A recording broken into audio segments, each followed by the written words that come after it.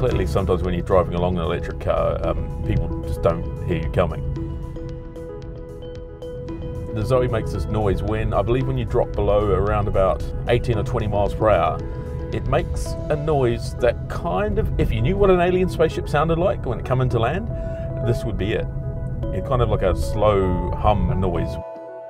Once we come around to a corner or a roundabout, we'll see if we can hear what it sounds like. Slowing down, can we hear it?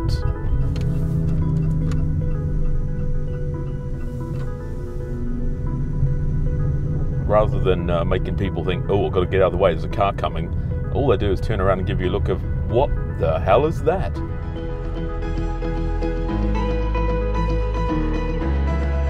I think there's probably no better way to test the noise it makes by possibly doing a couple of circuits of the roundabout at low speed. It's got to be slower than 18 miles an hour though, so all that's going to happen is it's just going to end up with me looking like I'm lost.